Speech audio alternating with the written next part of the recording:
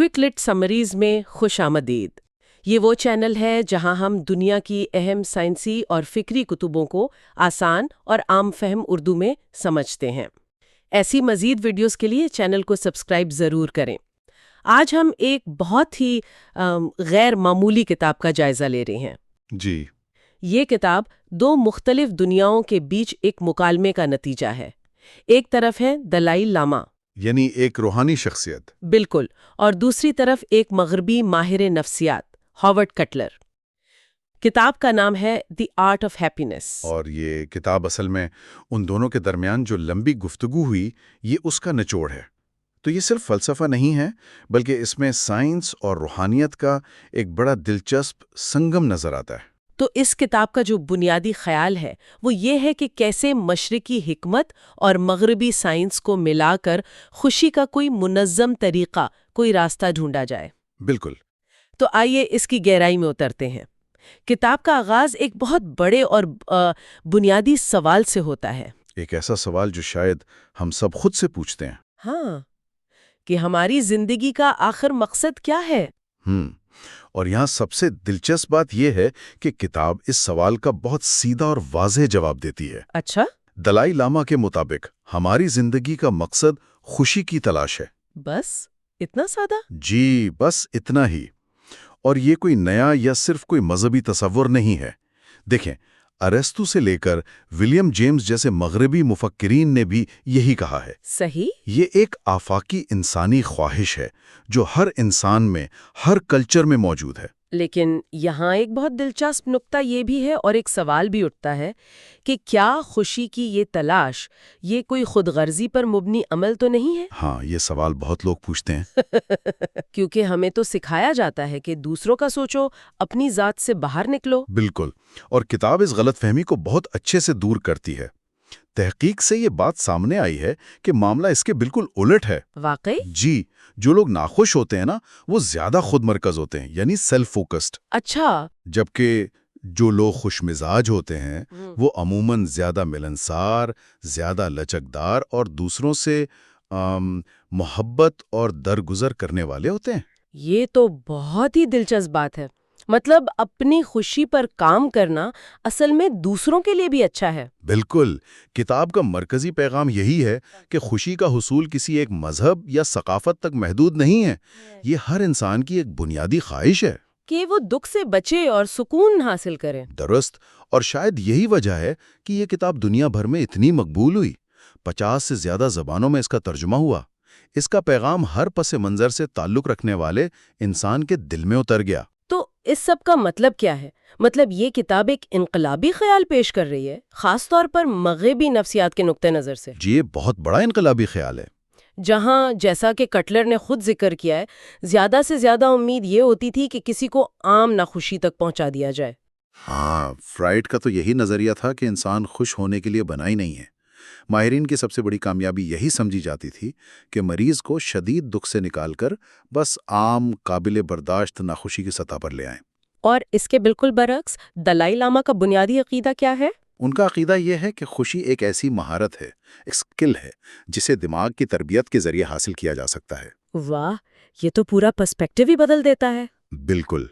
और यही वो बुनियादी ख्याल है जिस पर पूरी किताब की इमारत खड़ी है। यानी हमारी तवज्जो बैरूनी हालात से हटाकर हमारी अपनी अंदरूनी ज़हनी कैफियत पर मरकूज हो जाती है। जी, खुशी बाहर नहीं है, वो अंदर है। यह हमें किताब के अगले अहम सवाल की तरफ ले जाता है। और वो क्या है? कि अगर खुशी ही मकसद है तो इसके असल ज़राए क्या हैं? क्या ये पैसा, कामयाबी, इन जैसी बैरूनी चीज़ों में है या हमारे अंदर? इस पर हम अगले हिस्से में बात करेंगे। अच्छा, तो पिछली बार हमने इस बुनियादी ख्याल पर बात की थी कि खुशी जो है वो हमारा हक है। जी बिल्कुल। तो आज हम ये जानने की कोशिश करेंगे कि ये खुशी आती कहाँ से है। हमारी सकाफत, हमारे फिल्में, इश्तिहारात सब हमें एक ही बात बताते हैं कि खुशी कामयाबी में है, दौलत में है। बिल्कुल, बड़ी बड़ी कामयाबियों में। लेकिन आज की हमारी किताब द आर्ट ऑफ हैप्पीनेस ये दावा करती है कि शायद हम सब बिल्कुल गलत जगह पर खुशी तलाश कर रहे हैं। तो आइए इस दावे की गहराई में चलते हैं। और ये दावा बहुत दिलचस्प है ना? क्योंकि ये हमारे पूरे मुआशरे की बुनियादों को चैलेंज करता है। सही। اس کتاب کی سب سے اچھی بات یہ ہے کہ یہ صرف فلسفیانہ بات نہیں کرتی. یہ دلائی لاما کی جو صدیوں پرانی مشرقی دانش ہے اسے آج کی مغربی نفسیات جو ریسرچ ہے اس سے جوڑتی ہیں. اچھا. یعنی خوشی کا تعلق اس بات سے اتنا نہیں کہ باہر کیا ہو رہا ہے بلکہ اس سے ہے کہ ہمارے اندر ہمارے دماغ میں کیا چل رہا ہے. تو پھر اسی خیال سے شروع کرتے ہیں. یہ جو ایک عام سوچ ہے کہ پیسہ اور کامیابی یہ خوشی خرید سکتے ہیں، کتاب میں ایک کہانی نے مجھے واقعی ہلا کر رکھ دیا. اچھا. جی، یہ ایک 32 سالہ دوست کے بارے میں ہے جو ایک کمپنی ڈیل کے بعد سمجھے کہ راتوں رات کروڑ پتی بن کر ریٹائر ہو گئی. واہ، یہ تو وہ خواب ہے جو آج کل ہر کوئی دیکھتا ہے. بالکل، ایک خواب کے سچ ہونے جیسی کہانی ہے نا؟ جی جی. لیکن ہوا یہ کہ چند ہفتوں کے ابتدائی جوش و خروش کے بعد جب نیا گھر آ گیا، نئی گاڑیاں آ گئیں، سب کچھ ہو گیا تو اس کی زندگی بالکل معمول پر آ گئی. اس نے بتایا کہ وہ پہلے سے کچھ زیادہ خوش محسوس نہیں کر رہی تھی. سب کچھ ہونے کے باوجود وہ جو ایک مستقل خوشی ہوتی ہے وہ غائب تھی. یہ بات مجھے بہت عجیب لگی. اور یہی وہ نقطہ ہے جہاں نفسیات اور مشرقی فلسفہ آپ کہہ سکتے ہیں کہ ایک دوسرے سے ہاتھ ملاتے ہیں. بالکل. اور اس کہانی کا اثر اور بھی گہرا ہو جاتا ہے جب آپ اسے کتاب کی ایک دوسری کہانی کے ساتھ رکھ کر دیکھتی ہیں. اچھا. کسی کی بھی دنیا ہلا کر رکھ دے. یقیناً یہ تو ایک بہت خوفناک تشخیص ہے. تو ابتدائی صدمے اور مایوسی کے بعد اس شخص کے ساتھ کچھ غیر معمولی ہوا. اس نے زندگی کے ہر لمحے کی قدر کرنا شروع کر دی. واہ. چھوٹی چھوٹی چیزیں جیسے سورج کی روشنی یا دوستوں کے ساتھ ایک کپ چائے، یہ چیزیں اسے گہری خوشی دینے لگیں. اس نے روحانیت میں سکون تلاش کیا اور وہ کہتا ہے کہ تشخیص کے بعد وہ اپنی زندگی میں پہلے سے کہیں زیادہ خوش اور مطمئن ہے. یہ تو ناقابل یقین ہے نا؟ یہ دونوں کہانیاں ایک ساتھ پڑھ کر دماغ گھوم جاتا ہے. ایک کو سب کچھ ملا اور خوشی نہیں ملی، دوسرے سے بہت کچھ چھن گیا اور اسے خوشی مل گئی. یہ کہانیاں ایک بہت ہی طاقتور نفسیاتی حقیقت کی طرف اشارہ کرتی ہیں.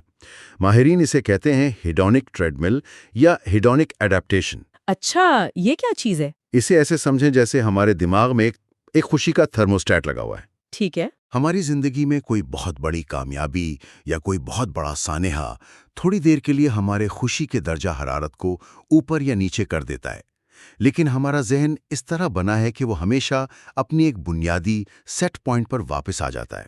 اچھا، تو ہم ہر چیز کے عادی ہو جاتے ہیں، چاہے وہ اچھی ہو یا بری؟ بالکل بالکل. اور یہ صرف عادت نہیں، یہ ہمارے دماغ کا ایک خودکار نظام ہے. اسی لیے تو نئی گاڑی کا جوش چند مہینوں میں ختم ہو جاتا ہے. صحیح کہا. اور تنخواہ میں اضافہ سال کے آخر تک معمول لگنے لگتا ہے. ہم ہمیشہ اگلے بڑے ہدف کے پیچھے بھاگتے رہتے ہیں، یہ سوچ کر کہ وہ چیز ہمیں مستقل خوشی دے گی، لیکن ہمارا تھرموسٹیٹ ہمیں واپس ہماری بنیادی سطح پر لے آتا ہے. اس سے ایک اور نفسیاتی تصور بھی جڑتا ہے میرے خیال میں، جسے افیکٹو فورکاسٹنگ کہتے ہیں. جی، وضاحت کریں. یہ کہ ہم مستقبل میں کیسا محسوس کریں گے اس کا اندازہ لگانے میں بہت برے ہیں. ہم نئی گاڑی سے ملنے والی خوشی کو بہت بڑا چڑھا کر سوچتے ہیں اور نوکری چھوٹ جانے کے دکھ کو بھی. کتاب یہی کہتی ہے کہ مشرقی دانش صدیوں سے ہمارے دماغ کی اس کمزوری کو سمجھتی آئی ہے. بہت گہری بات ہے. تو اگر بیرونی حالات، پیسہ اور کامیابیاں خوشی کی ضمانت نہیں ہے تو پھر کیا ہے؟ دلائی لاما کہتے ہیں کہ بنیادی ضروریات جیسے اچھی صحت، خوراک، گھر، یہ سب یقیناً اہم ہے. جی، ظاہر. لیکن ان سے پوری طرح لطف اندوز ہونے کے لیے جو چیز سب سے اہم ہے وہ ہے ذہنی سکون. اگر آپ کا ذہن بے چین ہے تو آپ دنیا کی سب سے خوبصورت جگہ پر بھی ناخوش ہی ہوں گے. بالکل. اور کتاب کا سارا زور اسی بات پر ہے کہ خوشی ایک اندرونی کیفیت ہے. اس کا تعلق اس بات سے کم ہے کہ ہمارے پاس کیا ہے اور اس بات سے زیادہ ہے کہ جو ہمارے پاس ہے ہم اسے کس نظر سے دیکھتے ہیں. آپ سوچیں، دو لوگ بالکل ایب جیسے حالات میں ہو سکتے ہیں، لیکن ایک خوش اور دوسرا دکھی ہو سکتا ہے صرف اپنے نقطہ نظر کے فرق کی وجہ سے. لیکن یہاں ایک اہم وضاحت ضروری ہے نا؟ جب دلائی لاما پرسکون ذہن کی بات کرتے ہیں تو ان کا مطلب یہ تو نہیں کہ آپ بے حس ہو جائیں یا دنیا سے لا تعلق ہو جائیں. نہیں، بالکل نہیں. یہ بہت عام غلط فہمی ہے. یہ کوئی خالی پن نہیں ہے، بلکہ یہ ایک بہت بیدار اور سنسا کیفیت ہے جو ہمدردی اور شفقت پر مبنی ہے. اچھا. یعنی آپ دنیا کے دکھ درد کو زیادہ گہرائی سے محسوس کرتے ہیں، لیکن آپ اس سے مغلوب نہیں ہوتے۔ آپ جذبات سے خالی نہیں ہوتے، بلکہ آپ جذبات کے مالک بن جاتے ہیں۔ اچھا، یہاں میں تھوڑا سا چیلنج کرنا چاہوں گی۔ ضرور۔ یہ باتیں سننے میں بہت اچھی لگتی ہیں، لیکن ہم ایک ایسی دنیا میں رہتے ہیں جو موازنے اور خواہشات پر چلتی ہے۔ سوشل میڈیا پر ہر کوئی اپنی بہترین زندگی دکھا رہا ہے، مہنگی گاڑیاں، چھٹیاں، ڈیزائنر کپڑے۔ یہ دیکھ کر خواہش پیدا ہونا تو فطری ہے۔ جی بالکل۔ تو کیا ہر قسم کی خواہش غلط ہے؟ اگر میں محنت کر کے ایک مہنگی گاڑی خرید سکتی ہوں اور وہ مجھے واقعی خوشی دیتی ہے تو اس میں کیا مسئلہ ہے؟ یہ بھی تو خوشی کی ایک قسم ہے نا؟ یہ بہت اہم اور بہت عملی سوال ہے، اور دلائی لاما اس کا بہت خوبصورت جواب دیتے ہیں۔ وہ خواہشات کو 2 حصوں میں تقسیم کرتے ہیں۔ ٹھیک ہے۔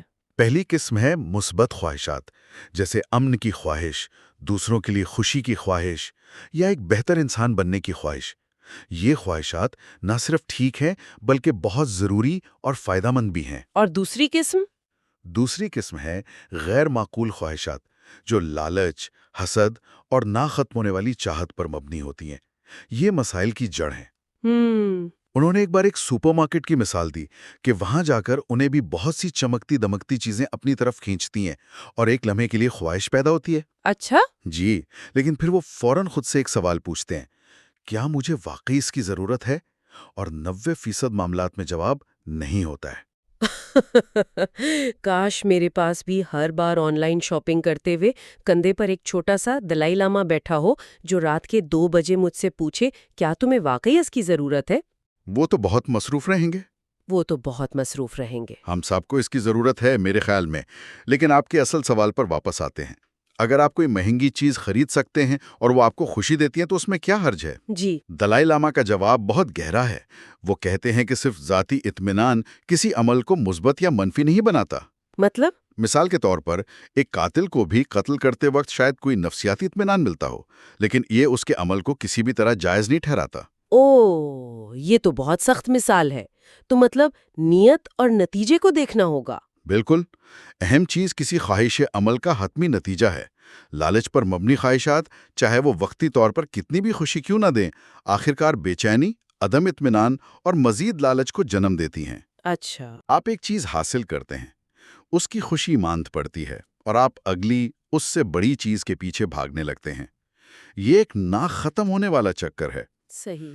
اس کا اصل علاج کتاب کے مطابق قناعت ہے، کنٹینٹمنٹ۔ اگر آپ کے اندر قناعت ہے تو آپ کو کوئی چیز ملے یا نہ ملے آپ ہر حال میں پرسکون اور مطمئن رہتے ہیں۔ تو آپ کی خوشی بیرونی چیزوں کی محتاج نہیں رہتی۔ بالکل۔ قناعت یعنی جو ہے اس پر شکر گزار ہونا، بجائے اس کے کہ جو نہیں ہے اس کا رونا روتے رہنا۔ جی۔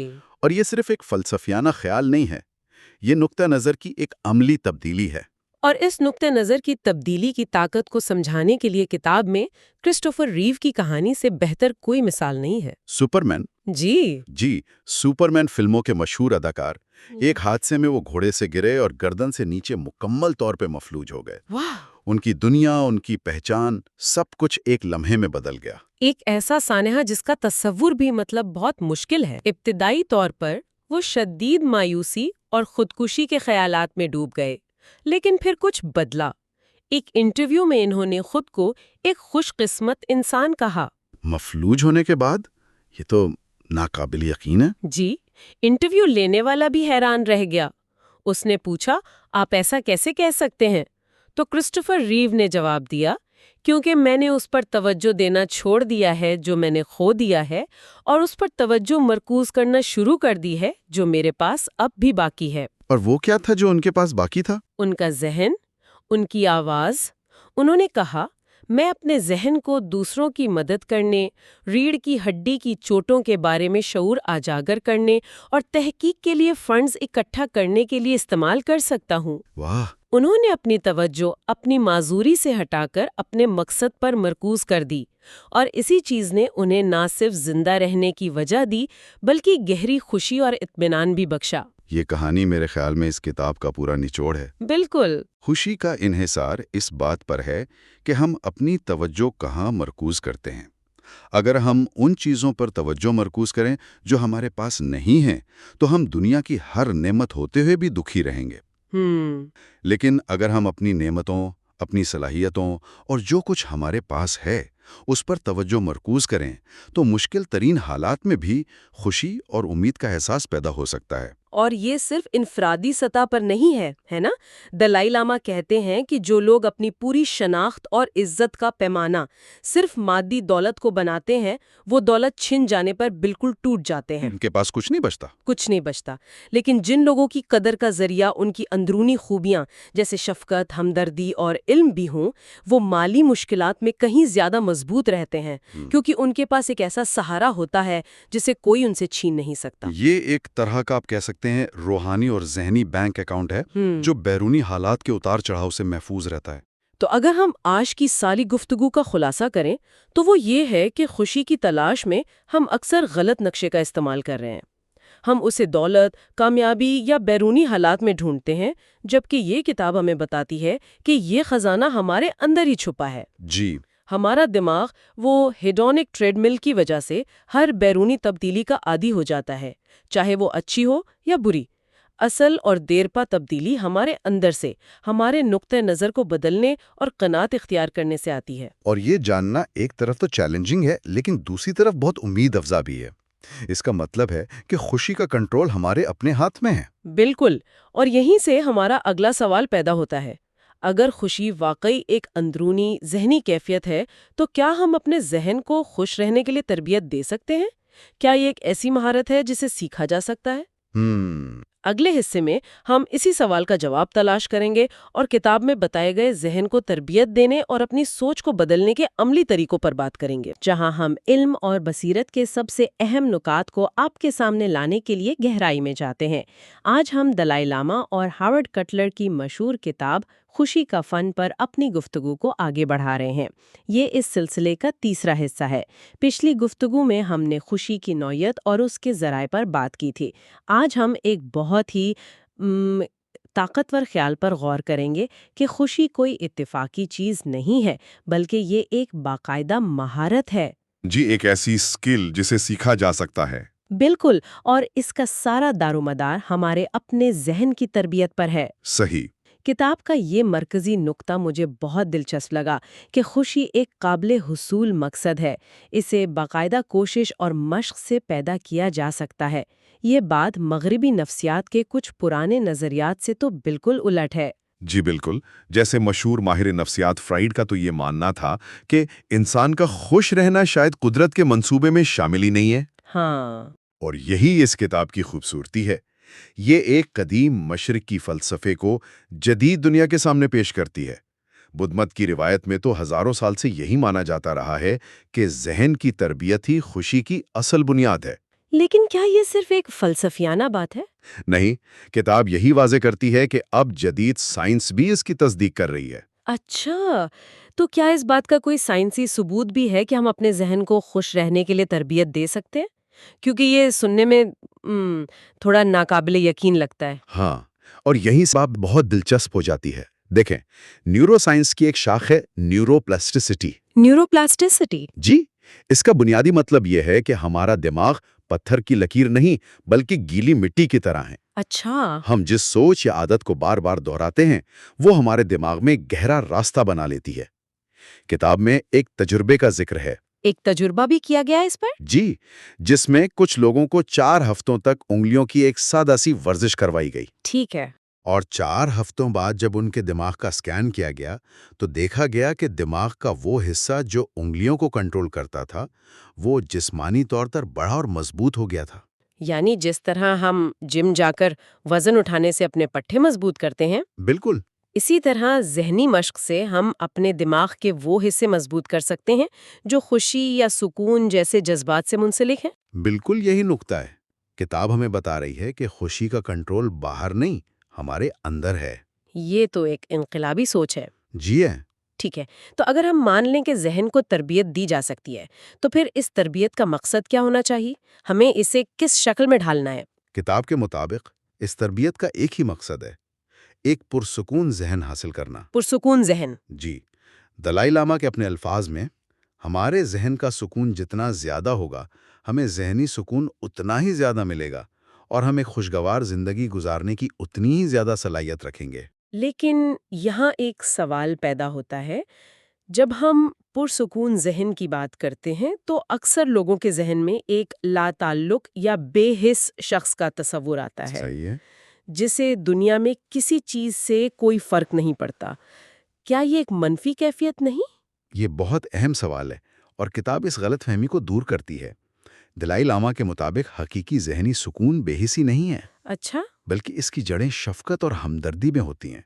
یہ ایک ایسی کیفیت ہے جس میں احساس اور حساسیت ختم نہیں ہوتی، بلکہ بہت گہری ہو جاتی ہے۔ تو یہ خالی پن نہیں بلکہ ایک بھرپور ذہنی حالت ہے۔ بالکل، اس کا تعلق اس بات سے ہے کہ ہمارا ذہن اندرونی خلفشار سے کتنا پاک ہے۔ تو آپ کہہ رہے ہیں کہ خوشی کا انحصار ہماری اندرونی کیفیت پر زیادہ ہے، نہ کہ بیرونی حالات پر۔ جی، کتاب میں اس حوالے سے 2 کہانیاں ہیں جنہوں نے مجھے واقعی سوچنے پر مجبور کر دیا۔ ایک وہ شخص تھا جسے اچانک بہت سارا پیسہ مل گیا۔ جی، اور کچھ ہی عرصے میں اس کی خوشی کی سطح واپس وہیں آ گئی جہاں پہلے تھی۔ ماہرین نفسیات اسے ہیڈونک ایڈیپٹیشن کہتے ہیں، ہیڈونک ایڈیپٹیشن۔ یعنی ہم ہر نئی صورتحال کے عادی ہو جاتے ہیں۔ لیکن دوسری کہانی تو اور بھی حیران کن ہے، ایک ایسے شخص کی جسے HIV کی تشخیص ہوئی۔ بظاہر یہ ایک خوفناک سانحہ ہے۔ جی، تو ایک جان لیوا بیماری کسی کو زیادہ خوش کیسے بنا سکتی ہے؟ یہ بات سمجھنا تھوڑا مشکل ہے۔ یہ ایک فطری سوال ہے۔ کتاب کے مطابق یہ خود کو دھوکہ دینا نہیں بلکہ نقطۂ نظر کی تبدیلی ہے۔ نقطہ نظر کی تبدیلی؟ جی، جب اس شخص کو اپنی موت قریب نظر آئی تو اس نے زندگی کی ان چھوٹی چھوٹی چیزوں کی قدر کرنا سیکھ لیا جنہیں ہم عام طور پر نظر انداز کر دیتے ہیں۔ جیسے کہ؟ دوستوں کے ساتھ ایک کپ چائے، سورج کا طلوع ہونا، کسی سے اچھی بات کرنا۔ اس کی ترجیحات بدل گئیں۔ اسے احساس ہوا کہ زندگی کا ہر لمحہ قیمتی ہے۔ تو اس کی خوشی کی بنیاد مادی چیزوں سے ہٹ کر حقیقی انسانی تجربات پر آ گئی۔ بالکل، یہ دونوں کہانیاں ثابت کرتی ہیں کہ ہماری خوشی کا دار و مدار اس بات پر نہیں کہ ہمارے ساتھ کیا ہوتا ہے، بلکہ اس بات پر ہے کہ ہم اس صورتحال کو اپنے ذہن میں کیسے دیکھتے ہیں۔ یہ پرسکون ذہن کا نظریہ سننے میں تو بہت اچھا لگتا ہے، لیکن عملی زندگی میں تو ذہن ہر وقت منفی سوچوں سے بھرا رہتا ہے، غصہ، ٹینشن، حسد۔ جی، یہ روزمرہ کی حقیقتیں ہیں۔ تو کتاب ان ذہنی دشمنوں سے نمٹنے کے بارے میں کیا کہتی ہے؟ کتاب ان منفی ذہنی حالتوں کو ذہنی سکون کا سب سے بڑا دشمن قرار دیتی ہے، خاص طور پر غصہ، نفرت اور حسد۔ کیوں؟ اس کی وجہ یہ ہے کہ جب ہم ان جذبات کے قابو میں ہوتے ہیں تو ہماری سوچنے سمجھنے کی صلاحیت ختم ہو جاتی ہے، ہماری ذہنی خوشی تباہ ہو جاتی ہے، ہمیں دوسرے لوگ دشمن نظر آنے لگتے ہیں، جس سے خوف اور تنہائی بڑھتی ہے۔ یہ تو ایسی آگ ہے جو سب سے پہلے ہمیں ہی جلاتی ہے۔ بالکل، کتاب میں کرسٹوفر ریو کی مثال دی گئی ہے، سپرمین فلموں کے مشہور اداکار۔ اچھا، ہاں۔ وہ ایک حادثے کے بعد گردن سے نیچے مکمل طور پر مفلوج ہو گئے تھے۔ شروع میں جب وہ دوسرے لوگوں کو چلتے پھرتے دیکھتے تھے تو انہیں شدید حسد محسوس ہوتا تھا۔ جو کہ ایک فطری رد عمل ہے۔ جی بالکل، وہ سوچتے تھے کہ یہ لوگ اپنی صحت کی قدر کیوں نہیں کرتے، لیکن پھر انہیں احساس ہوا کہ یہ حسد انہیں اندر ہی اندر جلا رہا ہے۔ تو انہوں نے اس پر قابو کیسے پایا؟ اتنے شدید احساس سے نکلنا تو بہت مشکل ہوگا۔ انہوں نے اپنی توجہ ان چیزوں سے ہٹا دی جو وہ کھو چکے تھے اور ان چیزوں پر مرکوز کی جو ان کے پاس اب بھی تھیں۔ اور وہ کیا تھا؟ سب سے بڑھ کر ان کا اپنا ذہن۔ انہوں نے اپنی توانائی کو منفی جذبات پر ضائع کرنے کے بجائے مثبت کاموں میں لگایا۔ انہوں نے اپنا نقطۂ نظر تبدیل کیا۔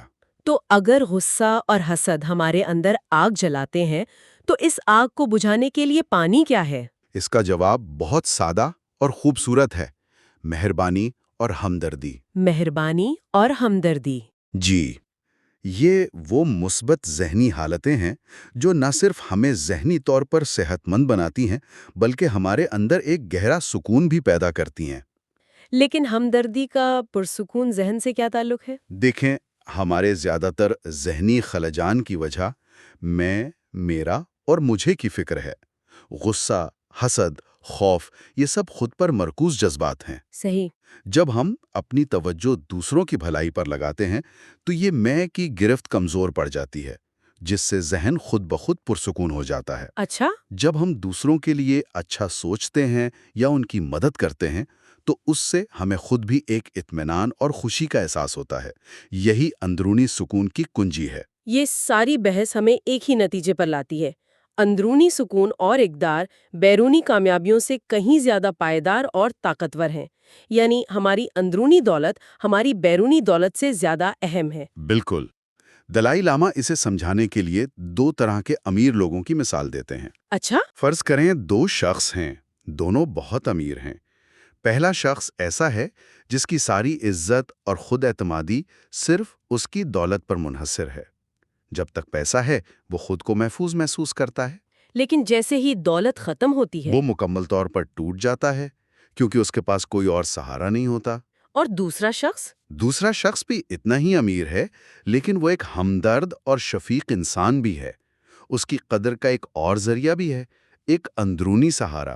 جو پیسوں کا محتاج نہیں۔ جی، اگر اس کی دولت ختم بھی ہو جائے تو اس کے ڈپریشن میں جانے کا امکان بہت کم ہوتا ہے، کیونکہ اس کی خودی صرف مادی چیزوں سے نہیں جڑی ہوتی۔ اس کے پاس اندرونی اقدار کی وہ دولت ہوتی ہے جو اس سے کوئی نہیں چھین سکتا۔ اسی سے جڑا ایک اور نقطہ کتاب میں لالچ کے بارے میں ہے۔ کتاب کہتی ہے کہ لالچ کا علاج قناعت یعنی اطمینان ہے۔ جی، قناعت۔ یہ لفظ ہم اکثر سنتے ہیں، لیکن اس کا گہرا مطلب کیا ہے؟ کیا قناعت کا مطلب ترقی کی خواہش کو ختم کر دینا نہیں؟ اگر ہم ہر حال میں مطمئن رہیں گے تو پھر آگے بڑھنے کی تحریک کہاں سے آئے گی؟ یہ ایک بہت عام اور اہم اعتراض ہے۔ کتاب واضح کرتی ہے کہ قناعت کا مطلب سستی یا کوشش چھوڑ دینا ہرگز نہیں۔ تو پھر کیا ہے؟ آپ اب بھی اپنے مقاصد کے لیے محنت کر سکتے ہیں۔ فرق صرف یہ ہے کہ آپ کی خوشی اس مقصد کے حاصل ہونے یا نہ ہونے سے مشروط نہیں رہتی۔ اچھا۔ قناعت ایک کمزوری نہیں بلکہ ایک بہت بڑی طاقت ہے۔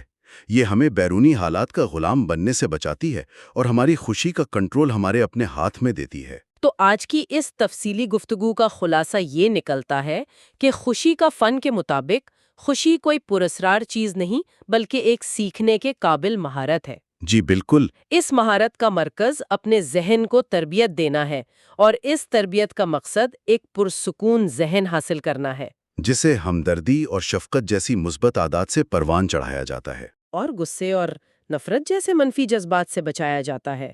اور آخر میں یہ اندرونی سکون کسی بھی بیرونی کامیابی یا دولت سے کہیں زیادہ قیمتی ہے۔ بالکل۔ اور یہ یاد رکھنا بہت ضروری ہے کہ یہ کوئی فوری حل نہیں ہے بلکہ ایک تدریجی عمل ہے۔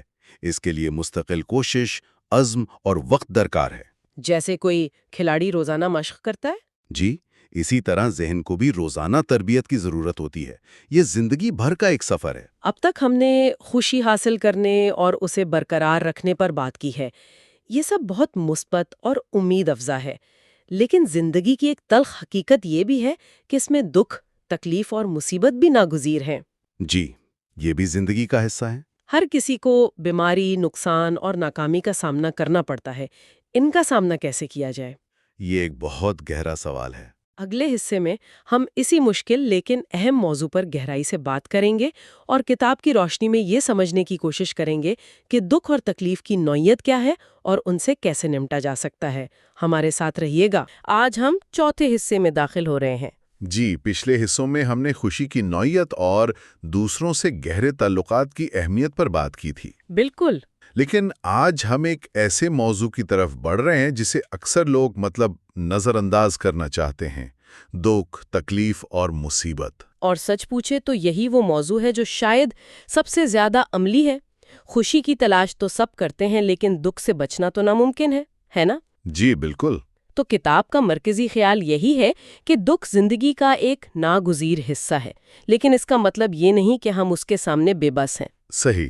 یہ حصہ ہمیں سکھاتا ہے کہ کس طرح تکلیف کو محض برداشت نہیں کرنا بلکہ اسے سمجھنا ہے، اس کا سامنا کرنا ہے اور شاید اسے اپنے فائدے کے لیے استعمال بھی کرنا ہے۔ بالکل۔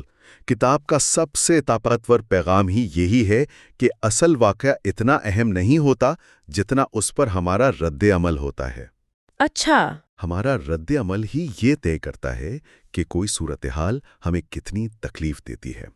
تو آج ہم ان طریقوں پر بات کریں گے جن سے ہم اپنے دکھ کو کم کر سکتے ہیں، اور شاید سب سے اہم بات اس میں کوئی گہرا معنی تلاش کر سکتے ہیں۔ چلیں اس پر بات کرتے ہیں۔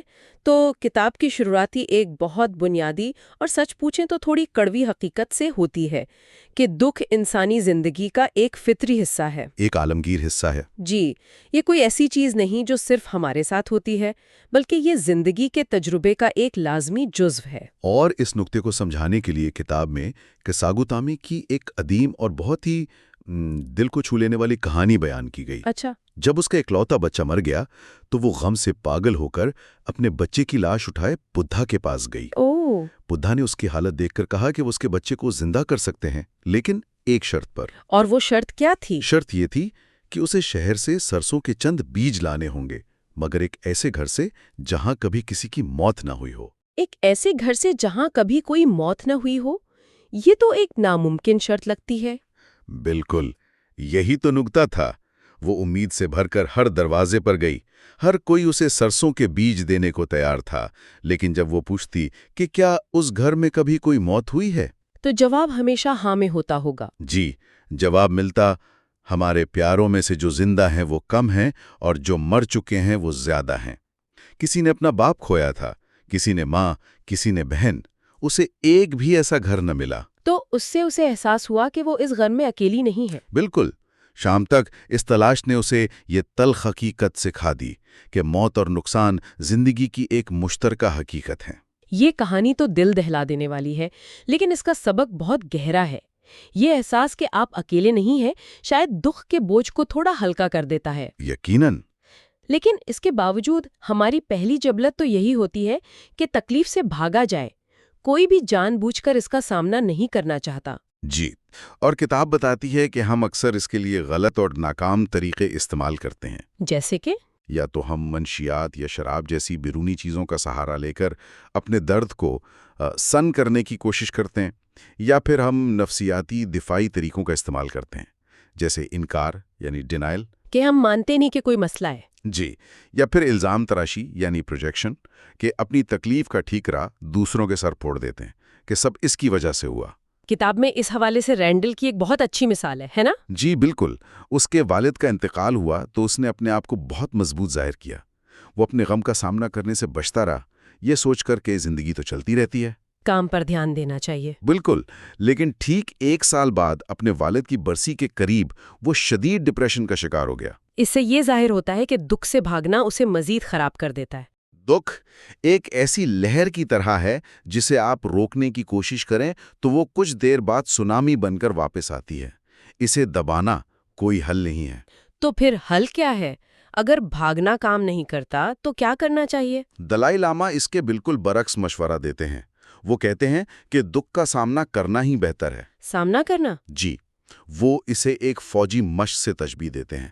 اگر آپ کو جنگ، بندوقوں اور بمباری کے بارے میں پہلے سے بتایا جائے تو جب آپ میدان جنگ میں جائیں گے تو آپ کو شدید صدمہ نہیں پہنچے گا، آپ ذہنی طور پر تیار ہوں گے۔ اچھا، یہ بات تو سمجھ میں آتی ہے۔ اسی طرح اگر ہم زندگی میں دکھ اور تکلیف کی حقیقت کو پہلے سے تسلیم کر لیں تو جب مشکلات آتی ہیں تو ہمارا ذہن زیادہ مستحکم رہتا ہے اور ہم بہتر طریقے سے ان کا مقابلہ کر پاتے ہیں۔ یہ بات تو سمجھ آتی ہے، لیکن کتاب اس سے بھی ایک قدم آگے جاتی ہے اور ایک ایسا دعویٰ کرتی ہے جو سننے میں شاید تھوڑا چونکا دے۔ جی، کہ ہماری زیادہ تر تکلیف باہر سے نہیں آتی بلکہ ہم اسے خود اپنے اندر پیدا کرتے ہیں۔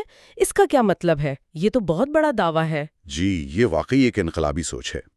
دیکھیں، اس کا مطلب یہ نہیں کہ بری چیزیں نہیں ہوتی یا لوگ آپ کے ساتھ برا سلوک نہیں کرتے، وہ سب ہوتا ہے۔ ٹھیک، لیکن اس کا مطلب یہ ہے کہ اصل مسئلہ وہ حالات نہیں بلکہ ان پر ہمارا رد عمل ہے۔ دلائی لاما کہتے ہیں آپ کو تکلیف ہوتی ہے یا نہیں، اس کا انحصار زیادہ تر اس بات پر ہے کہ آپ کسی صورتحال پر کیا رد عمل ظاہر کرتے ہیں۔ کیا آپ اس کی کوئی مثال دے سکتے ہیں؟ کیونکہ یہ سمجھنا تھوڑا مشکل ہے۔ بالکل، فرض کریں کوئی آپ کی پیٹھ پیچھے آپ کی برائی کرتا ہے۔ اب وہ الفاظ تو کہے جا چکے ہیں، لیکن ان الفاظ سے آپ کو تکلیف پہنچے گی یا نہیں یہ آپ کے ہاتھ میں ہے۔ اچھا، وہ کیسے؟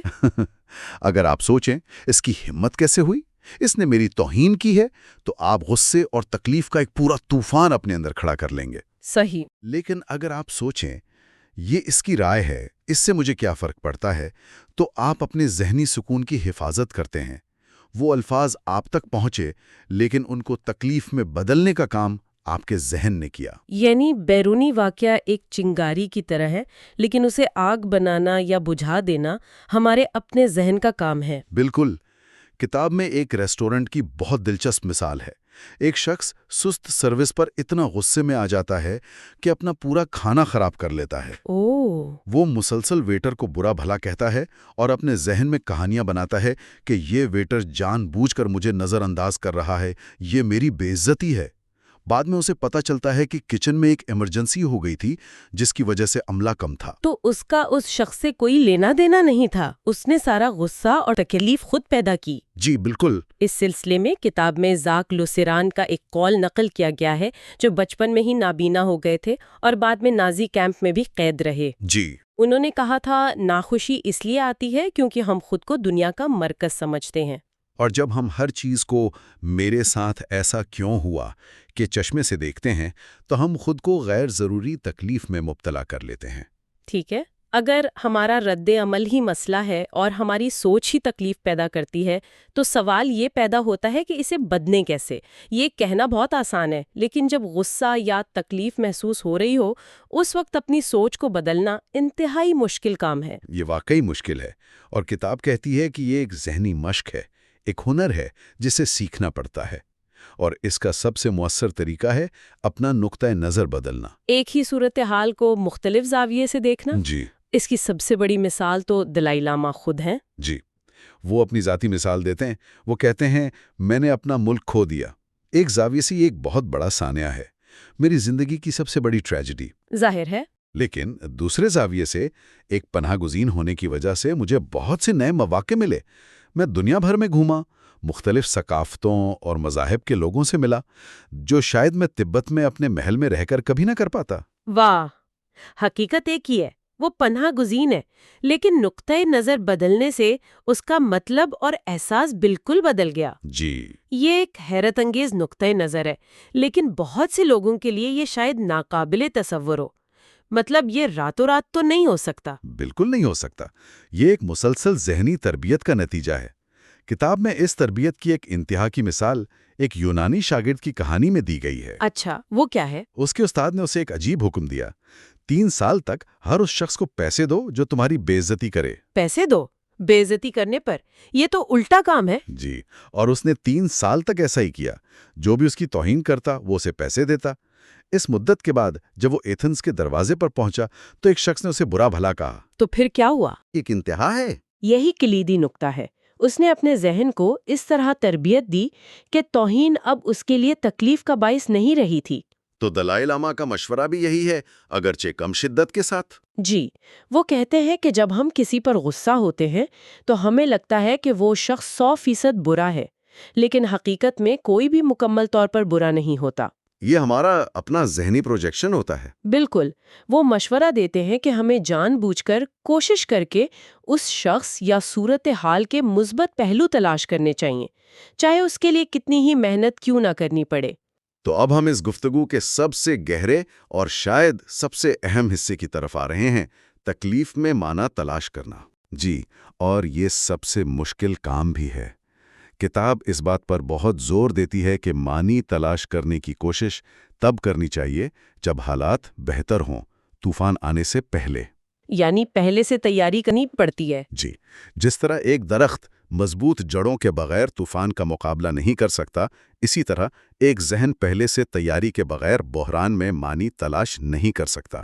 تو کتاب کے مطابق دکھ کے کیا ممکنہ معنی ہو سکتے ہیں؟ کتاب کئی امکانات بتاتی ہے۔ پہلا یہ کہ دکھ ہمیں مضبوط بناتا ہے۔ جیسا کہ مصنف گراہم گرین نے کہا کہ بورجیا خاندان کے دور میں اٹلی میں جنگ، دہشت اور خون ریزی تھی، لیکن انہوں نے مائیکل اینجلو اور لیونارڈو ڈاوینچی جیسے عظیم فنکاروں کو جنم دیا۔ اور سوئٹزرلینڈ کا کیا؟ اس کے برعکس سوئٹزرلینڈ میں 500 سال عام رہا، اور انہوں نے کیا ایجاد کیا؟ کوکو گھڑی۔ یہ تو بڑی دلچسپ بات ہے، یعنی مشکلات ہمیں نکھارتی ہیں اور آسانی ہمیں سست بنا دیتی ہے۔ کبھی کبھی ایسا ہوتا ہے، لیکن ہمیشہ نہیں۔ کبھی دکھ ہمیں مضبوط بنانے کے بجائے نرم دل اور زیادہ ہمدرد بناتا ہے۔ ہمدرد کیسے؟ جب ہم خود تکلیف سے گزرتے ہیں تو ہم دوسروں کی تکلیف کو بہتر طور پر سمجھنے لگتے ہیں۔ یہ ہماری روح کو انسانیت سے بھر دیتا ہے۔ کتاب میں رابرٹ نامی ایک CEO کی کہانی ہے جو اپنی کامیابی کے عروج پر شدید ڈپریشن کا شکار ہو گیا۔ جی، اور اس کی بیوی نے بعد میں بتایا کہ اس مشکل وقت نے انہیں ایک دوسرے کے اتنا قریب کر دیا جتنا وہ اپنی 23 سالہ شادی میں کبھی نہیں ہوئے تھے۔ یعنی تکلیف نے وہ کام کر دیا جو شاید 23 سال کی خوشحالی اور کامیابی نہ کر سکی تھی۔ بالکل، اس تکلیف نے ان کے رشتے کو ایک نئی گہرائی اور معنی بخشا۔ اس میں جسمانی درد کی بھی بہت ہی حیران کن مثال دی گئی ہے نا؟ جی، ڈاکٹر پال برانڈ کی تحقیق، جنہوں نے جزام یعنی لیپریسی کے مریضوں پر کام کیا، انہوں نے دریافت کیا کہ ان مریضوں کے اعضاء بیماری کی وجہ سے نہیں گلتے بلکہ درد محسوس کرنے کی حس کھو دینے کی وجہ سے تباہ ہوتے ہیں۔ درد محسوس نہ کرنے کی وجہ سے یہ کیسے؟ چونکہ انہیں چوٹ لگنے، جلنے یا کٹنے پر درد نہیں ہوتا تھا، وہ اپنے زخموں کا خیال نہیں رکھتے تھے جس سے وہ بگڑ جاتے تھے اور انفیکشن پھیل جاتا تھا۔ یہ تو بالکل الٹی بات ہے۔ ہم ساری زندگی درد سے بھاگتے ہیں اور یہاں یہ کہا جا رہا ہے کہ درد کا نہ ہونا ایک لعنت ہے اور درد خود ایک تحفہ ہے۔ بالکل، درد ایک پیغام ہے، ایک انتباہی نظام ہے جو ہمیں خطرے سے آگاہ کرتا ہے۔ صحیح۔ آخر میں کتاب ان تمام خیالات کو ایک بہت ہی خوبصورت نتیجے پر لاتی ہے۔ جس طرح جسمانی درد ہمیں اپنے جسم کے متحد ہونے کا احساس دلاتا ہے، اسی طرح دکھ اور تکلیف کا جذباتی تجربہ ہمیں تمام انسانوں سے جوڑتا ہے۔ جی، کیونکہ یہ وہ بنیادی عنصر ہے جو ہم سب میں مشترک ہے۔ امیر، غریب، کسی بھی نسل، مذہب یا ملک کا فرد، ہر کوئی دکھ کا تجربہ کرتا ہے۔ یہ عالمگیر انسانی تجربات ہیں۔ جی، شاید یہی ہماری تکلیف کا حتمی معنی ہے۔ یہ ہمیں یاد دلاتا ہے کہ ہم ایک بڑے انسانی خاندان کا حصہ ہیں اور اس سفر میں اکیلے نہیں ہیں۔ تو آج کی گفتگو کا خلاصہ یہ ہے کہ دکھ زندگی کا حصہ ہے، اس سے بھاگا نہیں جا سکتا، لیکن ہم اس کے سامنے مجبور بھی نہیں ہے۔ بالکل۔ ہماری بہت سی تکلیف ہماری اپنی سوچ کا نتیجہ ہوتی ہے اور ہم اپنا رد عمل کنٹرول کر سکتے ہیں۔ تکلیف کا سامنا کر کے، اپنا نقطہ نظر بدل کر، اور سب سے بڑھ کر اس میں کوئی گہرا معنی تلاش کر کے، ہم نہ صرف اس پر قابو پا سکتے ہیں بلکہ اس سے ترقی بھی کر سکتے ہیں۔ بالکل۔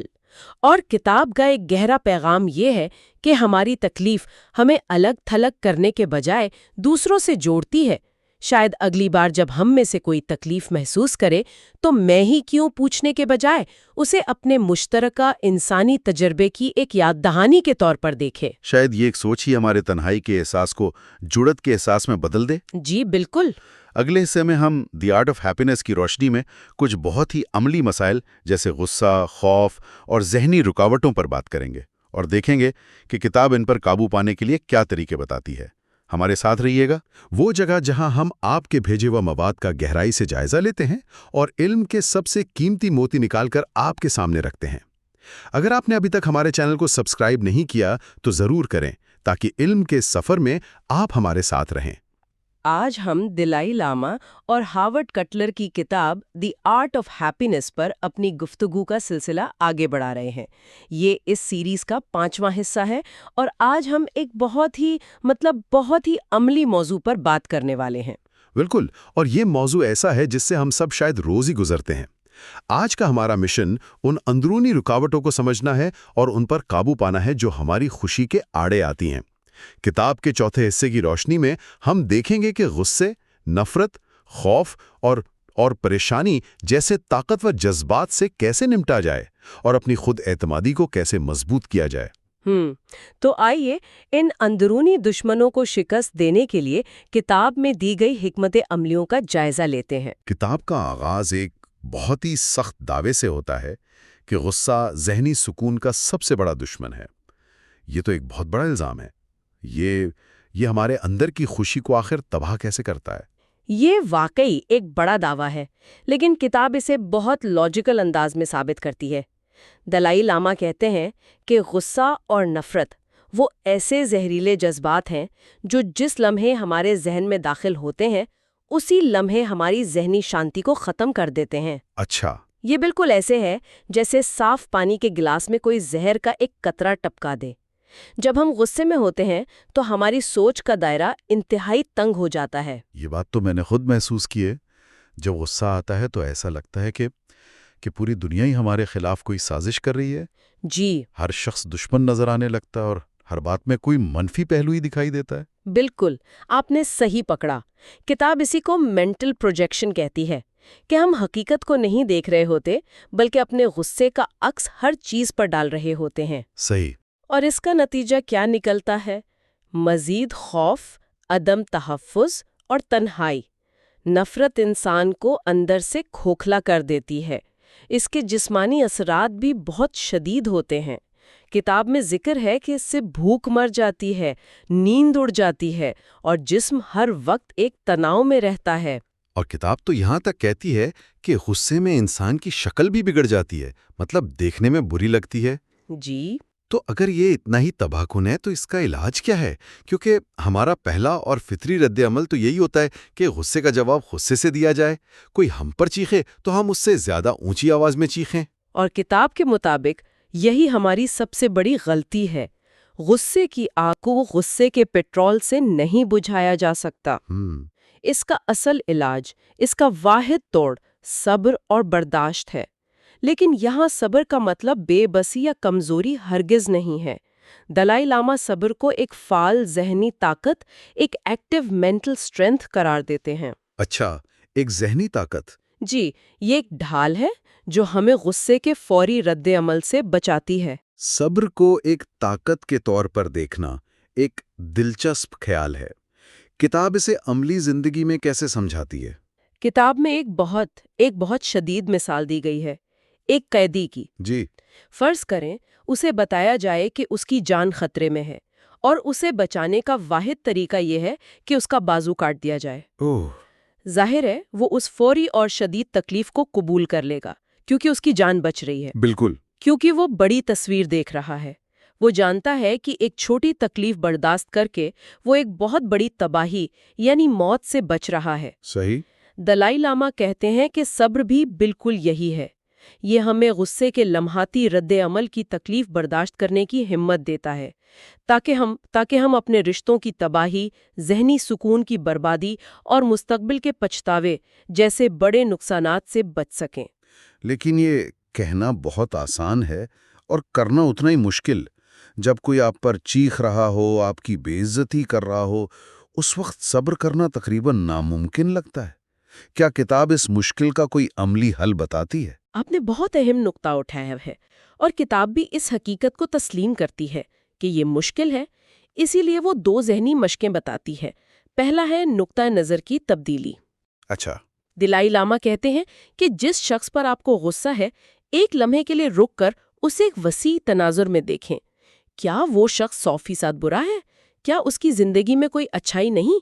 یعنی اس کے پیچھے اس کی اپنی کوئی تکلیف، خوف یا جہالت بھی تو ہو سکتی ہے نا؟ یعنی اپنے غصے کو اس شخص کی پوری شخصیت پر حاوی نہ ہونے دیا جائے. یہ سمجھا جائے کہ اس کا یہ عمل اس کی ذات کا صرف ایک چھوٹا سا حصہ ہے، پوری حقیقت نہیں. جی، اور یہ بھی سمجھنا کہ ہمارا غصہ اکثر حقیقت پر نہیں بلکہ ہمارے اپنے ذہنی تصورات پر مبنی ہوتا ہے. جب ہم یہ سمجھتے ہیں کہ ہماری منفی سوچ بھی اس آگ کو ہوا دے رہی ہے تو غصے کی شدت خود بخود کم ہو جاتی ہے. اور دوسرا طریقہ کیا ہے؟ دوسرا طریقہ زیادہ طاقتور ہے اور وہ ہے ہمدردی پیدا کرنا. کتاب کہتی ہے کہ تصور کریں کہ آپ کا کوئی بہت پیارا، جیسے آپ کی ماں یا آپ کا بچہ، شدید غصے اور تکلیف میں اپنا آپا کھو بیٹھا ہے. وہ چیزیں توڑ رہا ہے، چیخ رہا ہے. ایسی حالت میں کیا آپ کو اس پر غصہ آئے گا؟ نہیں، بالکل نہیں. مجھے تو اس پر ترس آئے گا، فکر ہوگی اور میں اسے اس تکلیف سے نکالنے کی کوشش کروں گا. یہی نقطہ ہے. کتاب کہتی ہے کہ یہی رویہ اس شخص کے لیے بھی اپنایا جا سکتا ہے جس پر آپ کو غصہ ہے.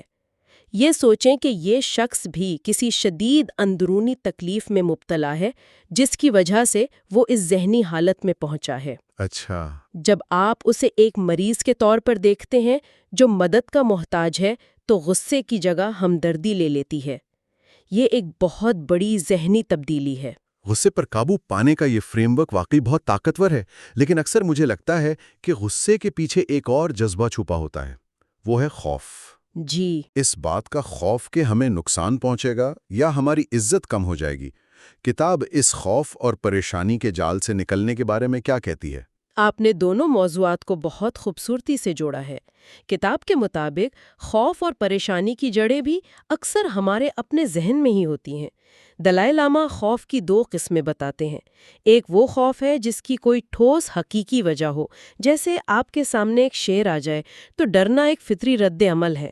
اور دوسری قسم؟ دوسری قسم وہ خوف ہے جو صرف ہمارے منفی خیالات اور ذہنی پروجیکشنز کی وجہ سے پیدا ہوتا ہے، جس کی حقیقت میں کوئی بنیاد نہیں ہوتی۔ اچھا، اور یہی خوف زیادہ خطرناک ہے کیونکہ یہ ہر وقت ہمارے ساتھ رہتا ہے۔ یہ خیالی ڈر والی بات تو بہت جانی پہچانی لگتی ہے، جیسے کسی اہم میٹنگ سے پہلے ہفتوں پریشان رہنا کہ کہیں کچھ غلط نہ ہو جائے۔ بالکل یہی مثال ہے۔ اور پھر گھنٹوں بے چین رہنا، جبکہ حقیقت میں شاید ہی کوئی اس پر اتنا دھیان دے۔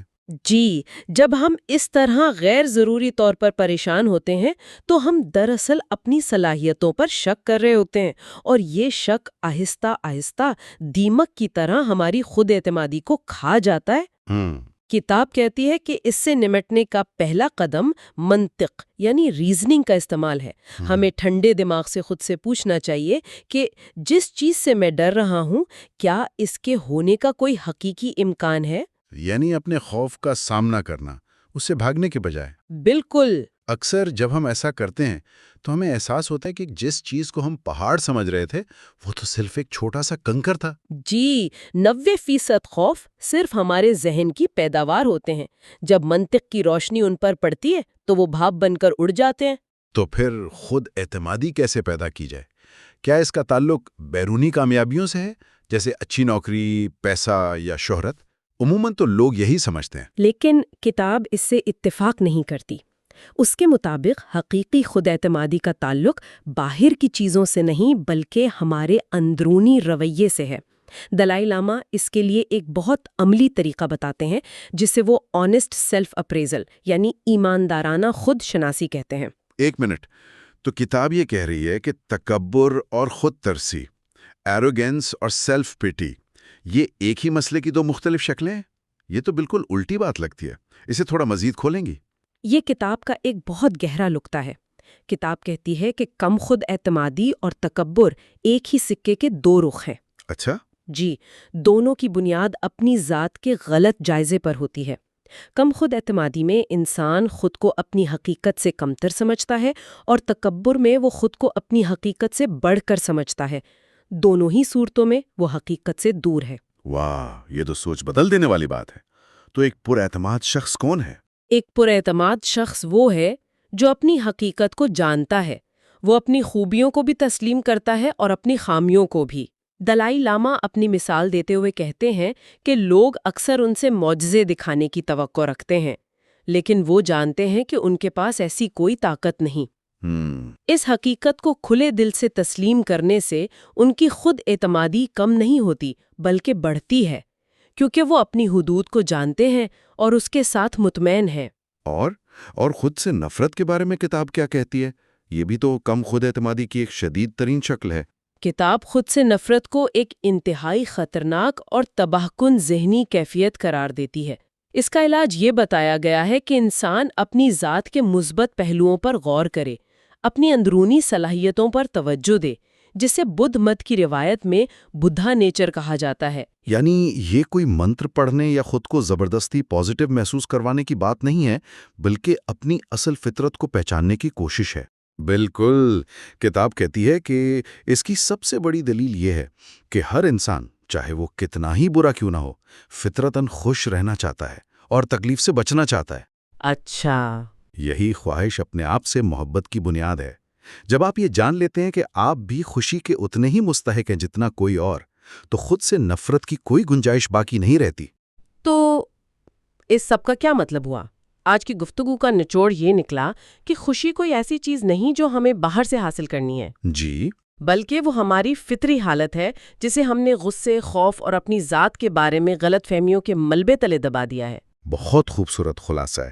ہم نے دیکھا کہ غصے اور نفرت کو صبر، ایک وسیع نقطۂ نظر اور ہمدردی جیسے اوزاروں سے شکست دی جا سکتی ہے، اور خوف اور پریشانی کے بھوت کو منطق اور حقیقت پسندی کی روشنی دکھا کر بھگایا جا سکتا ہے۔ اور سب سے اہم بات، حقیقی خود اعتمادی اپنی ذات کے ایماندارانہ جائزے اور اپنی اندرونی خوبیوں کو پہچاننے سے حاصل ہوتی ہے، نہ کہ بیرونی کامیابیوں سے۔ بالکل، اور یہ یاد رکھنا بہت ضروری ہے کہ یہ کوئی ایک دن کا کام نہیں ہے، یہ ذہن کو تربیت دینے کا، اسے بار بار سکھانے کا ایک مسلسل عمل ہے۔ صحیح۔ اس کے لیے وقت، کوشش اور سب سے بڑھ کر مستقل مزاجی کی ضرورت ہوتی ہے۔ یہ کوئی منزل نہیں، بلکہ اپنی ذات کو سمجھنے اور بہتر بنانے کا ایک نہ ختم ہونے والا سفر ہے۔ اور شاید خوشی کا اصل راز اسی سفر میں ہے۔ جی۔ اس کتاب پر ہماری اگلی اور آخری گفتگو میں ہم روحانی اقدار، زندگی میں دکھ کی حقیقت اور زندگی کے حتمی مقصد پر بات کریں گے۔ یہ جاننے کے لیے کہ کتاب زندگی کا خلاصہ کس طرح پیش کرتی ہے، ہمارے ساتھ رہیے گا۔ سننے کا بہت شکریہ۔ دی ڈیپ ڈائیو کو سبسکرائب کریں اور علم کے سفر میں ہمارے ساتھ شامل رہیں۔ خوش آمدید۔ پچھلی اقساط میں ہم نے خوشی کی راہ میں آنے والی رکاوٹوں، تکلیف کی نوعیت اور ان سے نمٹنے کے طریقوں پر بات کی۔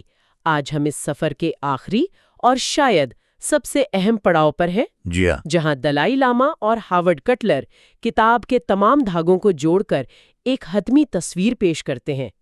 آج کی گفتگو کا محور کتاب کا نچوڑ ہے، وہ روحانی اقدار جو حقیقی خوشی کی بنیاد بنتی ہیں۔ بالکل، یہ حصہ دراصل پوری کتاب کی منزل ہے۔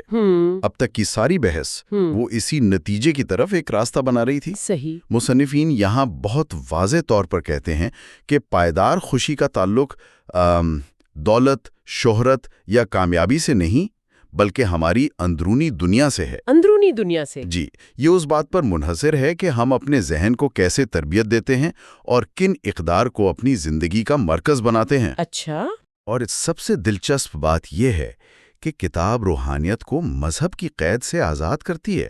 یہ اسے بنیادی انسانی اقدار کا نام دیتی ہے۔ تو کتاب کا مرکزی خیال یہ ہوا کہ خوشی ایک اخلاقی مشق ہے۔ جی بالکل، ایک اخلاقی مشق۔ یہ سن کر تھوڑا عجیب لگتا ہے، کیونکہ عام طور پر ہم خوشی کو ایک احساس اور اخلاقیات کو اصولوں کا مجموعہ سمجھتے ہیں۔ صحیح۔ کتاب میں ایک جملہ ہے جو اس خیال کی بنیاد ہے، ایک منضبط ذہن خوشی کی طرف لے جاتا ہے، اور ایک غیر منضبط ذہن تکلیف کا باعث بنتا ہے۔ ہاں، تو یہ منضبط ذہن کیا ہے؟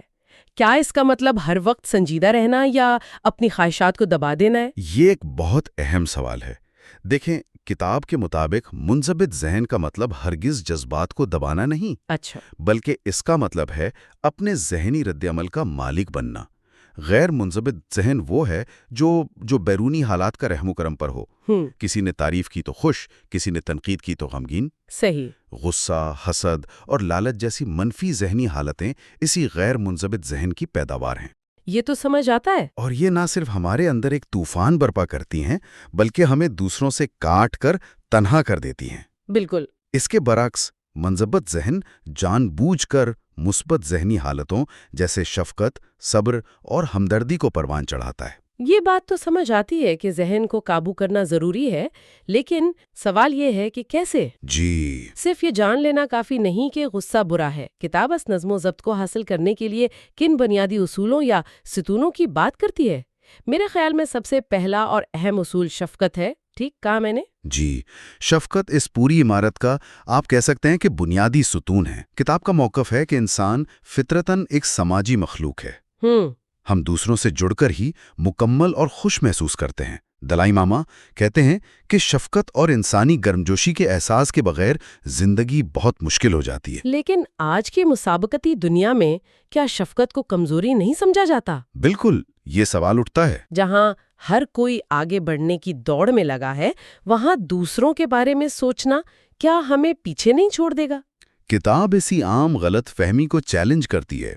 اس کے مطابق حقیقی شفقت کمزوری نہیں، بلکہ یہ ذہنی طاقت کی سب سے بڑی علامت ہے۔ ذہنی طاقت کی علامت؟ وہ کیسے؟ وہ ایسے کہ یہ سمجھداری سے پیدا ہوتی ہے۔ جب ہم دوسروں کے دکھ کو سمجھتے ہیں تو ہمارا اپنا نقطہ نظر وسیع ہوتا ہے۔ ہم اپنی چھوٹی چھوٹی پریشانیوں کے حصار سے باہر نکلتے ہیں۔ اچھا۔ اس سے ہمیں ایک مقصدیت کا احساس ملتا ہے جو ذاتی کامیابی کے احساس سے کہیں زیادہ گہرا اور پائیدار ہوتا ہے۔ صحیح۔ تو شفقت دراصل اپنی خوشی میں کی گئی سب سے بڑی سرمایہ کاری ہے۔ وہاں، اچھا، تو پہلا ستون شفقت ہوا۔ اب دوسرے ستون کی طرف آتے ہیں جو کہ سچائی ہے۔ جی، سچائی۔ اس سے مراد صرف سچ بولنا تو نہیں ہوگا، اس کا دائرہ کار یقیناً وسیع ہوگا۔ بالکل، یہاں سچائی کا مطلب ہے حقیقت کو ویسا دیکھنا جیسی وہ ہے، نہ کہ جیسا ہمارا ذہن اسے دیکھنا چاہتا ہے۔ کتاب کہتی ہے کہ ہماری زیادہ تر منفی کیفیات، خاص طور پر غصہ اور نفرت، حقیقت کی ایک مسخ شدہ تصویر پر مبنی ہوتی ہیں۔ مسخ شدہ تصویر یعنی جب ہم کسی سے ناراض ہوتے ہیں تو ہمارا ذہن اس شخص کی ایک کارٹون جیسی تصویر بنا لیتا ہے جس میں وہ 100% برا اور منفی نظر آتا ہے۔ ہاں، ایسا ہوتا ہے۔ ہم اس کی تمام اچھی خصوصیات، اس کے حالات اور اس کے نقطہ نظر کو یکسر نظر انداز کر دیتے ہیں۔ یہ تو بالکل ایسا ہی ہے جسے آج کل کی نفسیات میں کوگنیٹیو ڈسٹورشنز یا پھر فکری مغالطے کہا جاتا ہے۔ آپ نے بالکل صحیح پکڑا جی، کتاب یہی قدیم حکمت جدید انداز میں پیش کر رہی ہے۔ اچھا۔ سچائی کا مطلب ہے اس مسخ شدہ تصویر سے باہر نکل کر ایمانداری سے پوری صورتحال کا تجزیہ کرنا، یعنی خود سے سوال پوچھنا۔ جی، سوال پوچھنا، کیا وہ شخص واقعی اتنا برا ہے؟ کیا اس کے عمل کے پیچھے کوئی اور وجہ ہو سکتی ہے؟ کیا اس صورتحال میں میرا بھی کوئی کردار ہے؟ جیسے ہی ہم یہ سوالات پوچھنا شروع کرتے ہیں، غصے کی شدت کم ہونے لگتی ہے۔ اور تیسرا ستون جو مجھے ذاتی طور پر بہت دلچسپ لگا وہ ہے سادگی یا قناعت۔ جی، قناعت۔ یہ بات آج کل کے سوشل میڈیا اور صارفیت کے دور میں اور بھی اہم ہو جاتی ہے، بلا شبہ۔ جہاں ہم ہر وقت دوسروں کی زندگیاں دیکھ کر یہ سوچتے ہیں کہ ہمارے پاس کیا کمی ہے۔ بالکل۔ دلائی لاما مثبت خواہشات جیسے امن اور خوشی کی خواہش اور غیر ضروری خواہشات جیسے لالچ اور حسد میں واضح فرق کرتے ہیں۔ وہ سپر مارکیٹ کی ایک شاندار مثال دیتے ہیں۔ وہ کہتے ہیں کہ جب میں سپر مارکیٹ جاتا ہوں تو بہت سی چمکتی دمکتی خوبصورت چیزیں دیکھتا ہوں، جی، اور ایک لمحے کے لیے انہیں خریدنے کی خواہش پیدا ہوتی ہے، لیکن پھر میں خود سے ایک سادہ سوال پوچھتا ہوں، کیا مجھے واقعی اس کی ضرورت ہے؟ اور جواب؟ اور 90% معاملات میں جواب نہیں ہوتا ہے۔ بس یہ ایک سوال اس خواہش کی طاقت کو ختم کر دیتا ہے۔ لیکن کیا سادگی کا مطلب ترقی نہ کرنا ہے؟ کیا ایک شخص کو اپنی زندگی بہتر بنانے کی خواہش نہیں کرنی چاہیے؟ نہیں، کتاب ہرگز ترقی کی مخالف نہیں۔ وہ کہتی ہے کہ اپنی صلاحیتوں کو بہتر بنانے، علم حاصل کرنے، یہ سب مثبت خواہشات ہیں۔ اچھا۔ مسئلہ تب پیدا ہوتا ہے جب ہماری خوشی بیرونی چیزوں کے حصول سے مشروط ہو جائے، جب ہم یہ سوچنے لگیں کہ اگر مجھے وہ کار مل گئی تو میں خوش ہو جاؤں گا۔ ہاں، اگر میری تنخواہ بڑھ گئی تو سب ٹھیک ہو جائے گا۔ بالکل۔ کتاب کے مطابق لالچ کا اصل علاج قناعت ہے۔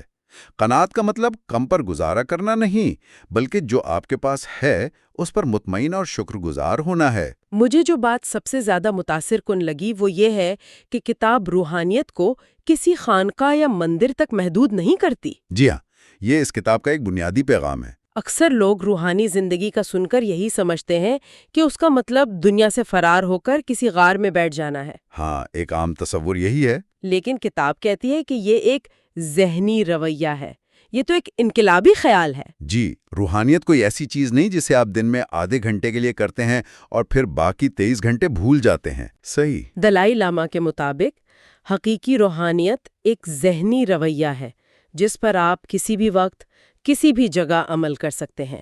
کسی بھی وقت کسی بھی جگہ؟ جی، اس کا مطلب یہ ہے کہ جب آپ ٹریفک میں پھنسے ہوئے ہیں اور غصے پر قابو پاتے ہیں تو یہ ایک روحانی عمل ہے۔ واہ! جب آپ اپنے دفتر میں کسی ساتھی کے ساتھ مہربانی سے پیش آتے ہیں تو یہ ایک روحانی عمل ہے۔ تو دوسرے لفظوں میں کتاب یہ کہہ رہی ہے کہ ہماری روزمرہ کی زندگی ہی ہماری روحانی مشق کا میدان ہے۔ بالکل، ہمیں کہیں اور جانے کی ضرورت نہیں۔ اندرونی اقدار، شفقت، رواداری، ایمانداری، یہی حقیقی روحانیت ہیں۔ جی، یہی ہے۔ یہ وہ خصوصیات ہیں جو تمام بڑے مذاہب میں مشترک ہے اور ان لوگوں کے لیے بھی اتنی ہی اہم ہے جو کسی مذہب کو نہیں مانتے۔ تو یہ دراصل ایک اچھا اور مکمل انسان بننے کی کوشش کا نام ہے۔ اور یہی اس پوری گفتگو کا اور پوری کتاب کا نچوڑ ہے۔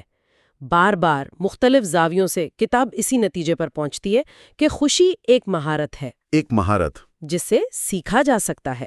جی، یہ کوئی ایسی چیز نہیں جو باہر سے ملتی ہے یا قسمت سے حاصل ہوتی ہے، یہ ایک اندرونی کام ہے۔ کتاب میں ایک بہت طاقتور جملہ ہے، اس لمحے ہمارے پاس ایک ذہن ہے جو مکمل خوشی حاصل کرنے کے لیے درکار تمام بنیادی سامان ہے۔ جی تو اس سب کا مطلب یہ ہے کہ خوشی کا انحصار اس بات پر نہیں کہ ہمارے پاس کیا ہے، بلکہ اس پر ہے کہ ہم کیا ہیں۔ بالکل، اور یہ سمجھنا بہت ضروری ہے کہ یہ سفر مسلسل کوشش، عزم اور وقت مانگتا ہے۔ ہاں، یہ کوئی جادوئی حل تو نہیں ہے۔ نہیں، بالکل نہیں۔ حقیقی تبدیلی راتوں رات نہیں آتی، یہ آہستہ آہستہ مستقل مشق کے ذریعے آتی ہے۔ خود دلائی لاما کہتے ہیں کہ 40 سال سے زیادہ کی مشق کے بعد ان کی ذہنی حالت میں نمایاں تبدیلیاں آئی ہیں۔ 40 سال! جی، اور وہ اب بھی خود کو ایک طالب علم ہی سمجھتے ہیں۔ تو دی آرٹ آف ہیپینس پر ہماری اس تفصیلی گفتگو کے اختتام پر اگر ہم کلیدی نکات کو سمیٹیں تو پہلا یہ کہ حقیقی خوشی کا تعلق ہماری اخلاقی اور روحانی اقدار سے ہے۔ جی، یہ کوئی بیرونی چیز نہیں بلکہ اندرونی نظم و ضبط کا نتیجہ ہے۔ دوسرا، شفقت، سچائی اور سادگی وہ ستون ہیں جن پر ایک مطمئن زندگی کی بنیاد رکھی جا سکتی ہے۔ دوسروں سے جڑنا، حقیقت کو قبول کرنا۔ اور جو ہے اس پر شاکر رہنا، یہ خوشی کے لیے لازمی اجزاء ہیں۔ تیسرا، اور شاید سب سے اہم، یہ کہ روحانی زندگی دنیا سے فرار نہیں، بلکہ روزمرہ کے معاملات میں ایک بہتر انسان بننے کی مسلسل کوشش کا نام ہے۔ اور آخر میں کتاب کا سب سے حیران کن نقطہ یہ ہے کہ خوشی حاصل کرنے کے لیے ہمیں باہر سے کچھ حاصل کرنے کی ضرورت نہیں، بلکہ اندر موجود منفی چیزوں کو چھوڑنے کی ضرورت ہے۔ جی، خوشی جمع کرنے کا نام نہیں، تخلیق کرنے کا نام ہے، اور اس تخلیق کے لیے درکار تمام اوزار ہمارے اپنے ذہن میں پہلے سے موجود ہیں۔ بالکل، اور اس گفتگو کو ختم کرنے سے پہلے کتاب کا ایک آخری خیال غور و فکر کے لیے چھوڑے جاتے ہیں۔ کتاب یہ بھی بتاتی ہے کہ ہماری اپنی تکلیف ہی وہ چیز ہو سکتی ہے جو ہمیں دوسروں کے ساتھ سب سے گہرائی سے جوڑتی ہے، کیونکہ یہ سب سے عام انسانی تجربہ ہے۔ اگر ہم اپنی مشکلات کو الگ تھلگ واقعات کے بجائے مشترکہ انسانیت کی طرف ایک پل کے طور پر دیکھیں تو ان سے نمٹنے کا ہمارا طریقہ کیسے بدل سکتا ہے؟ اس گہری سوچ کے ساتھ ہم آج کی گفتگو ختم کرتے ہیں۔ اگر یہ تجزیہ پسند آیا تو ہمارے چینل کو سبسکرائب کریں اور اس ویڈیو کو دوسروں کے ساتھ بھی شیئر کریں جو اس سے فائدہ اٹھا سکتے ہیں۔ ہمارے ساتھ رہنے کا شکریہ۔